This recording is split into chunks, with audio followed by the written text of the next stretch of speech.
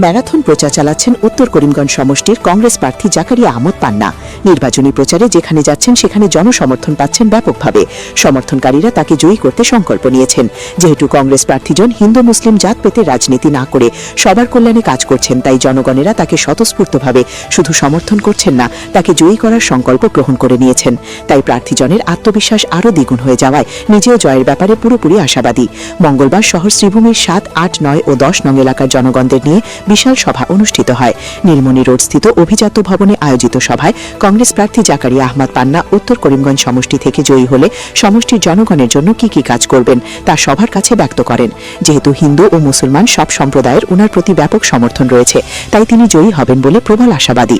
সাংবাদিকদের প্রশ্নের মুখোমুখি হয়ে কংগ্রেস প্রার্থী অতি প্রাঞ্জল আশায় উত্তর দেন, যেহেতু বুধবার দলীয় পক্ষ থেকে বিশাল র্যালি বের করা হবে, তাই র্যালিতে ব্যবহৃত গাড়ি সবুজ পতাকা নেড়ে সূচনার রেখা টানেন কংগ্রেস প্রার্থী সহ দলের অন্যান্য কর্মীরা।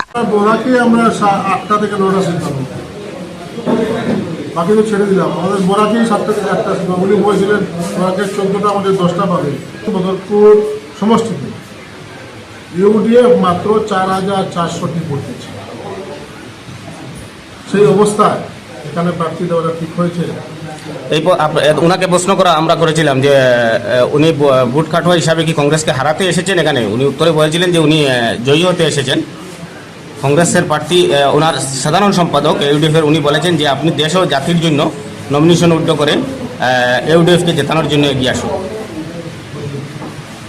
মানে আপনি দেশ ও জাতির জন্য। আমি গত 2021-এ যে আমি স্যাক্রিফাইস করেছিলাম, আমাদের অ্যালায়েন্স হয়েছিল, আমি ইউডিএফকে সমর্থন করেছিলাম, ওনার সঙ্গে ভুলে গেছি। ওইটা মনে করিয়ে দেবেন 2021-এর ঘটনা, তখন উনি মনে করবেন।